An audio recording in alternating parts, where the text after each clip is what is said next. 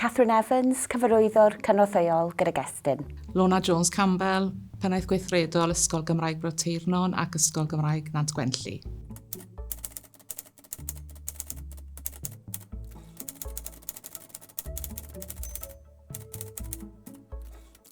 Sut olwg sydd ar arolygiad? Mae arolygiad yn para bron i wythnos mewn ysgol. Mae yna gyfnod o baratoi o 10 diwrnod ble fydd cyfle i'r arolygydd cofnodol cysylltu gyda'r ysgol, siarad gyda'r pennaeth ar enwebau.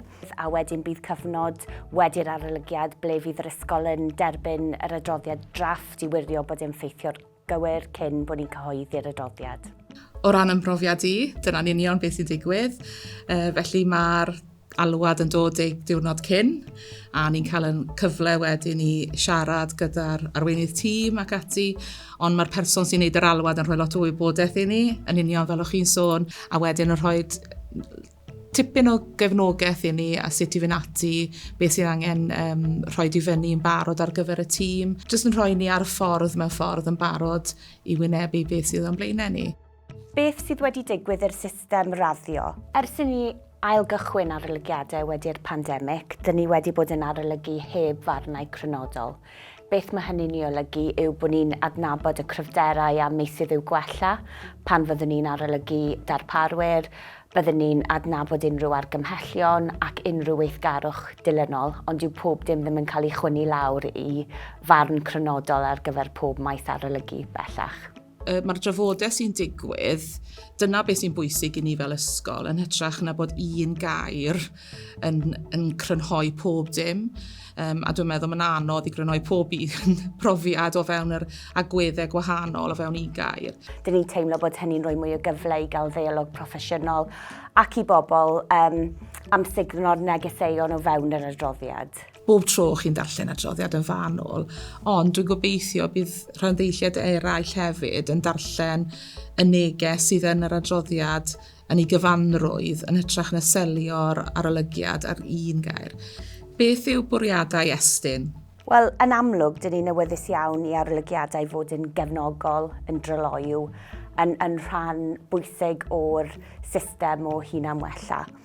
Dyn ni'n awyddus gyda'n trefniadau arolygu ni bod ni'n dod â gweithgareddau hunanwerthuso a chynlluniau ar gyfer gwella yr ysgol a'n gwaith arolygu ni yn agosach at ei gilydd.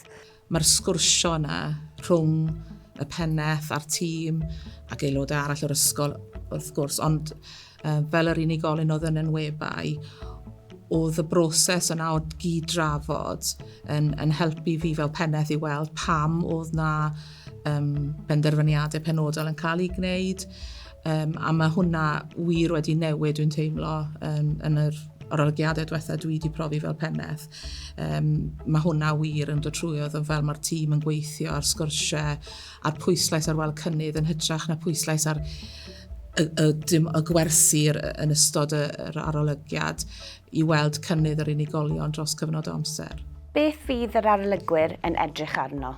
Wel, mae disgyblion yn ganolog i waith Estyn, felly yn ystod wythnos arolygiad, mi fyddwn ni'n ceisio profi sut mae fel i fod yn ddisgybl yn yr ysgol, yn canolbwyntio ar yr agweddau mwyaf pwysig, y dysgu ac addysgu, lles, y gofal cymorth ac arweiniad, ac yn amlwg ar waith arolygwyr yn ystod yr wythnos. Mae triongli ystod y dystiolaeth yn rhan allweddol o waith y tîm arolygu, yn ystyried ymatebion trwy'r holiaduron, dystiolaeth sy'n dod llaw gyntaf yn ystod wythnos yr arolygiad a'r sylwadau gwersi, teithiau dysgu, sgyrsiau gyda staff a disgyblion, a mae'n gyfle wedyn i tynnu'r holl wybodaeth yna at ei gilydd yn ystod yr wythnos ac adnabod beth yw'r cryfderau ac unrhyw feysydd i'w gwella.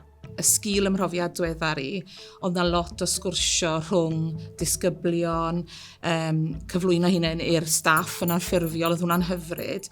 A wedyn wrth i'r wythnos yn un i blaen, oedd nhw'n cyfarfod gyda cydlynwyr gwahanol, aelodau uwch dim reoli ac ati hefyd.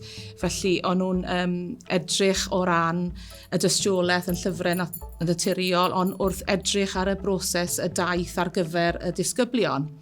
Felly fydden nhw wedyn yn trafod yn sgil hynny, a hwnna oedd yn braf o beth i weld, oedd bod yna lawer o drafod gyda'r disgyblion i weld sut maen nhw'n magu hyder, pa strategaethau maen nhw'n defnyddio, pa adnoddau maen nhw'n defnyddio. Yn amlwg fel arolygwyr, dyn ni eisiau cael profiad o sut mae'r ysgol yn rhedeg o ddydd i ddydd, beth mae'r profiad fel i ddisgyblion ac i staff ac arweinwyr mewn wythnos arferol, yn gwybod weithiau bod hynny ychydig yn anodd mewn wythnos arolygiad. A all darparwydd siarad ac arolygwyr ymlaen llaw? Ie, mae'r 10 diwrnod y rybydd yn rhan bwysig o'r broses o baratoi ar gyfer arolygiad. Mae'n rhoi cyfle i ni rhedeg cyfres o holiaduron i ganfod barn, disgyblion, rhieni, staff a llywodraethwyr, ond hefyd i sefydlu perthynas waith adeiladol gydag uwch arweinwyr o fewn yr ysgol a cychwyn y broses trwy sgwrsio a deall cyd-destun yr ysgol. Un o'r manteision cael y cyswllt yna yw i dywelu gofidion y staff. Ni'n gallu wedi rhannu unrhyw heriau sydd wedi bod yn ystod y flwyddyn diwethaf neu'n ddiweddar. Ac wrth wneud hynny, mae rhannu'r neges yna gyda'r staff yn mynd i hwyluso pethau iddyn nhw. Ein nod ni yw sicrhau bod ni'n gallu gweithio mewn partneriaeth, bod yn teimlo fel partneriaeth, yn hytrach na arolygiad yn rhywbeth sy'n cael ei wneud i'r ysgol, bod yn rhywbeth ble mae'r tîm a staff a disgyblion yr ysgol yn cydweithio gyda'i gilydd ar bydd yr ysgol a chymuned.